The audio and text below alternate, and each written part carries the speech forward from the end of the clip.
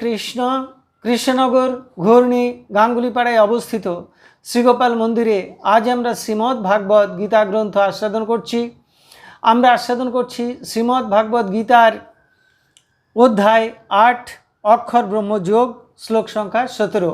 শ্রী গুরুদেবকে নমস্কার, ভগবান শ্রীকৃষ্ণকে নমস্কার, ভগবান শ্রীনারায়ণকে নমস্কার, ভগবতী দুর্গা দেবীকে নমস্কার। মুখং করতি বাচালং পঙ্গুং লঙ্ঘয়তে গিরিম যৎকৃপাতমহং বন্দে পরমানন্দ মাধবম। এখন আমরা আস্বাদন করছি শ্লোক সংখ্যা 17। সহস্র যুগ পর্যন্তম অহো যৎ ব্রহ্মণ বিদুঃ রাত্রিম যুগ সহস্রান্তম তে অহরাত্র বিদো জনাঃ। এখন আমরা এই শ্লোকটির অন্তর্গত শব্দগুলির অর্থ জেনে নেব।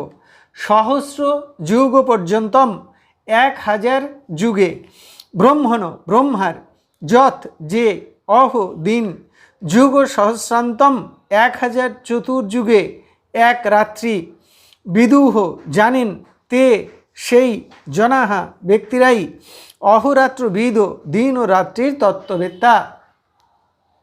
তাহলে এই শ্লোকটির বঙ্গানুবাদ কি দাঁড়ালো? 1000 চতুর্যুগে অর্থাৎ 4000 যুগে ব্রহ্মার এক দিন এবং 1000 চতুর্যুগে বা 4000 যুগে ব্রহ্মার এক রাত্রি, এটা যারা জানেন তারাই দিন রাত্রির প্রকৃত তত্ত্ববেত্তা। এখন আমরা এই শ্লোকটির অন্তর্নিহিত ভাব আস্বাদন করছি। চতুর্যুগ বলতে সত্য, ত্রেতা, দাপর এবং কলি, এই 4 যুগকে বোঝায়। এই 4 যুগ চক্রাকারে চলতে থাকে। এই শ্লোকে সহস্র যুগ শব্দটি প্রয়োগ করা হয়েছে, সহস্র যুগ পর্যন্তম। এই সহস্র যুগ শব্দের যুগ বলতে সহস্র চতুর্যুগ বুঝতে হবে। 1000 চতুর্যুগে ব্রহ্মার একটি দিন হয়। শাস্ত্রে এমনই বলা রয়েছে, চতুর্যুগ সহস্রাং তু ব্রহ্মণ দিনম উচ্যতে, অর্থাৎ 4000 যুগে ব্রহ্মার এক দিন। ব্রহ্মার এই যে দিনের কথা উল্লেখ করা হলো, এই দিনের হিসাব কিন্তু আমাদের এই পৃথিবীর বা মর্তলোকের দিনের হিসাবের সঙ্গে মেলে না। কীরকম ব্যাপার দেখুন, সময়ের অতি সূক্ষ্ম পরিমাণ হচ্ছে 1 পরমাণু, 2 পরমাণু মিলে 1 অণু, 3 অণু মিলে 1 ত্রস রেণু, 3 ত্রস রেণু সমান 1 ত্রুটি, 100 ত্রুটি সমান 1 লব, 3 লবে 1 নিমেষ, 3 নিমেষে 1 ক্ষণ, 5 ক্ষণে বা 15 নিমেষে 1 কাষ্ঠা, 30 কাষ্ঠায় 1 কলা, 30 কলায় 1 ঘন্টা, 2 ঘন্টা সমান 1 মুহূর্ত, 30 মুহূর্ত সমান 1 দিন রাত, 15 দিন রাত সমান 1 পক্ষ। আমাদের 2টি পক্ষ আছে, শুক্লপক্ষ আর কৃষ্ণপক্ষ। 2 পক্ষ সমান 1 মাস, 2 মাস সমান 1 ঋতু, 3 ঋতু বা 6 মাস সমান 1 অয়ন। আমাদের 2টি অয়ন আছে, একটা উত্তরায়ণ 6 মাস আর দক্ষিণায়ন 6 মাস। 2 অয়ন মিলে 1 বৎসর, অর্থাৎ 2 অয়ন সমান 1 বৎসর সমান 12 মাস সমান দেবতাদের একদিন। তাহলে এই যে হিসাবটা এতক্ষণ আমরা বললাম, এটা মর্তলোকের হিসাব। এখন দেবতাদের হিসাবের সাথে মিল আসছে কোথায়? 2 অয়ন বা 1 বৎসর সমান 12 মাস সমান দেবতাদের একদিন, অর্থাৎ মানুষের 1 বৎসর সমান দেবতাদের একদিন। আমাদের 360 বছর সমান দেবতাদের 1 বৎসর। সত্য, ত্রেতা, দাপর, কলি, এই 4 যুগ মিলে মোট দেব পরিমাণ 12,000 বছর। সত্য, ত্রেতা, দাপর, কলি 4টে যুগের মিলে মোট সময় হচ্ছে দেবতাদের পরিমাণে 12,000 বছর, অর্থাৎ মানুষের হিসাবে 12,000 গুণ 360 বছর সমান 43,20,000 20,000 বছর। তাহলে ব্রহ্মার একদিন সমান 43,20,000 গুণ 1,000 এত বছর। ব্রহ্মার এক রাত সমান কি 43,20,000 গুণ 1,000 বছর সমান ব্রহ্মার এক রাত্রি। অর্থাৎ মোট 864 কোটি বৎসরে 864 কোটি বৎসরে ব্রহ্মার এক দিন রাত।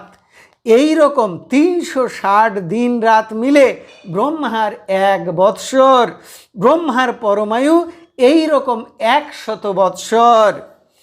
এই ব্রহ্মার পরমায়ু শেষে ব্রহ্মলোক বিলুপ্ত হয়ে যায় এবং ব্রহ্মা পরম ব্রহ্মে লীন হয়ে যান। ব্রহ্মার এক দিনকে বলা হয় এক কল্পকাল। ব্রহ্মার এক কল্পে 14টি মন্বন্তর থাকে। প্রত্যেক মন্বন্তরে 71 পূর্ণ 3-এর 7 বার সত্য ত্রেতা দাপর কলি আসে। 14 মন্বন্তর শেষে একটা কল্পকাল শেষ হয়ে যায়, তখন প্রলয় সংঘটিত হয়। এখন যে কল্পটা চলছে এই কল্পের নাম হচ্ছে শ্বেতবরাহ কল্প। শ্বেতবরাহ কল্পের 7ম মন্বন্তর এখন চলছে। এই 7ম মন্বন্তরে মনুর নাম হলো বৈবস্বত মনু।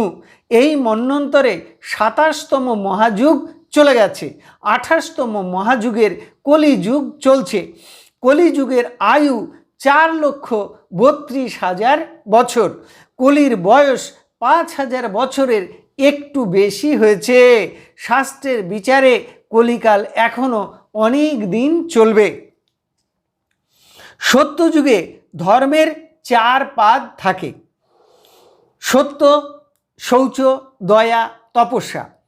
অর্থাৎ সত্যযুগে মানুষ সত্য কথা বলতো, সৎ পথে চলতো, সৎ জীবনযাপন করত। শৌচ বা শুচিতা, তারা দেহ শুদ্ধ রাখত, বসন শুদ্ধ রাখত, গৃহ পরিষ্কার পরিচ্ছন্ন রাখত এবং মন পরিষ্কার রাখত। মন পরিষ্কার রাখত বলতে মনে কোনো হিংসা, নিন্দা, কলহ, পরবিদ্বেষ, পরচর্চা এগুলো ছিল না। তখন মানুষের দয়া, দয়া মানে কি? দিন দুঃখী গরিব মানুষ, আর্ত মানুষকে দান করা, সেবা করা। তপস্যা, তপস্যা মানে জপ, ধ্যান, ব্রত আচরণ, এই তপস্যা এইগুলো ছিল সত্যযুগে। সত্যযুগে ধর্মের 4টি পাদ ছিল: সত্য, শৌচ, দয়া, তপস্যা। সেই যুগের সব মানুষই ধার্মিক ছিল। ত্রেতা কাল থেকে ধীরে ধীরে ধর্মের গ্লানি হতে শুরু করেছে, অধর্ম প্রবেশ করতে শুরু করেছে। এখন এই কলিতে এসে এই ধর্মের শুধু একটি পা রয়েছে, সেটা সত্য। সত্যকে আশ্রয় করে, এই সত্যের উপরে ভর করে এই কলিযুগ চলছে। কিন্তু কলিতে ব্যাপকভাবে মিথ্যাচার, পাশা খেলা, জুয়া খেলা, মদ্যপান, হিংসা, ভ্রষ্টাচার, ব্যভিচার, নারী নির্যাতন, কপটতা, ছলনা এইগুলো চলছে। এইগুলো বৃদ্ধির কারণে ধার্মিক ব্যক্তিগণের ত্রাহি ত্রাহি অবস্থা হয়েছে। সময়ের এই যে হিসাব আমরা এতক্ষণ আলোচনা করেছি, সেই সময়ের হিসাব জেনে রাখা ভালো। কিন্তু এই হিসাব জানা অপেক্ষা প্রাণ ভরে সারা দিন রাত ভগবানের নাম করা, সাধু সঙ্গ, ভক্ত সঙ্গ করা, ভগবানের গুণকথা শ্রবণ কীর্তন করা, অর্থাৎ ভজন সাধন তপস্যা করা আরও অনেক ভালো। এতেই জীবন সার্থক হয়, জন্ম সার্থক হয়, ভগবানকে পাওয়া যায়, জন্ম মৃত্যুকে অতিক্রম করা যায়, ভক্তি লাভ করা যায়। তাই সদা সর্বক্ষণ আমাদের এই কলির প্রভাব থেকে নিজেদের রক্ষা করতে হবে, সৎ পথে থাকতে হবে, শৌচ সহকারে থাকতে হবে, শুচিতা বজায় রাখতে হবে, দয়া ধর্ম বজায় রাখতে হবে, আর তপস্যা করতে হবে। ভগবানের নাম, জপ, ধ্যান, গুণকথা, শ্রবণ কীর্তন এগুলো সদা সর্বক্ষণ করতে হবে। তাহলেই আমাদের জীবন ধন্য হবে। আর মহাপ্রভুর দেওয়া কলিযুগের পরম তপস্যা হরে কৃষ্ণ কৃষ্ণ কৃষ্ণ হরে হরে, হরে রাম রাম রাম হরে হরে, এই নাম সংকীর্তন করতে হবে। তাহলে আমাদের জীবন ধন্য হবে।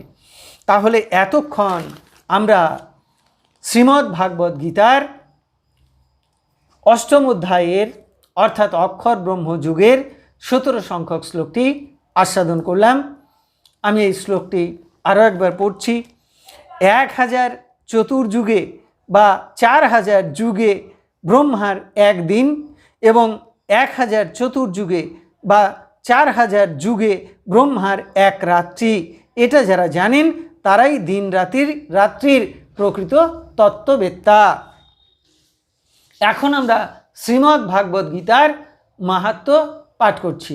শ্রী ভগবান উবাচ গীতা নামানি বক্ষ্যামি গুহ্যানি শৃণু পাণ্ডব কীর্তনাথ সর্বপাপানি বিলয়ং জানতি তৎক্ষণাৎ গঙ্গা গীতা চ সাবিত্রী সীতা সত্তা পতিব্রতা ব্রহ্মাবলী ব্রহ্মবিদ্যা ত্রিসন্ধ্যা মুক্তিগেহিনী অর্ধমাত্রা চিদানন্দা ভবগ্নি ভ্রান্তিনাশিনী বেদত্রয়ী পরানন্দা তথার্থ জ্ঞান মঞ্জুরি ইত্যেতানি জপনিত্যং নরনিশ্চল মনসঃ জ্ঞান সিদ্ধিং লভেনিত্যং তথান্তে পরমম পদম। এই যে সময়ের বর্ণনা ভগবান দিয়েছেন, এর বিস্তৃত বর্ণনা বিবরণ পাওয়া যাবে ভাগবতের 3য় স্কন্ধে 11 অধ্যায়ে। ভাগবতের 3য় স্কন্ধে 11 অধ্যায়ে এই সময়ের পরিমাণ বা কালের নির্ণয় বিষয়ে বিস্তৃত আলোচনা করা রয়েছে। যারা আপনারা ইচ্ছে করেন ভাগবতের সেই অধ্যায়টা একটু পড়ে নেবেন, তাহলে আরও বিস্তৃতভাবে জানতে পারবেন। এখন আমরা ভগবান শ্রীকৃষ্ণের চরণে প্রার্থনা জানাচ্ছি। হে কৃষ্ণ কৃপা সিন্ধু, এই নাও তুমি আমার দেহ, এই নাও তুমি আমার মন, এই নাও তুমি আমার প্রাণ, এই নাও তুমি আমার আত্মা, এই নাও তুমি আমার জীবন যৌবন যথা সর্বস্ব। হে কৃষ্ণ কৃপা সিন্ধু, এই দেহ মন প্রাণ আত্মার মধ্য দিয়ে তোমার ইচ্ছায় তুমি পূর্ণ করো। হে কৃষ্ণ কৃপা সিন্ধু, তুমি আমার পুত্র, তুমি আমার কন্যা, তুমি স্থাবর জঙ্গম কীট পতঙ্গ লতাপাতা রূপে রূপে প্রতিরূপে তুমি বিরাজিত, তুমি ব্যতীত এই ত্রিভুবনে আর কিছু নেই। হে কৃষ্ণ কৃপা সিন্ধু, তোমার আতুল চরণে শুদ্ধা ভক্তি দাও, ব্রহ্ম জ্ঞান দাও, সকলের কল্যাণ করো, সকলের মঙ্গল করো। হরে কৃষ্ণ। আপনারা সকলে ভালো থাকুন, সুস্থ থাকুন, আনন্দে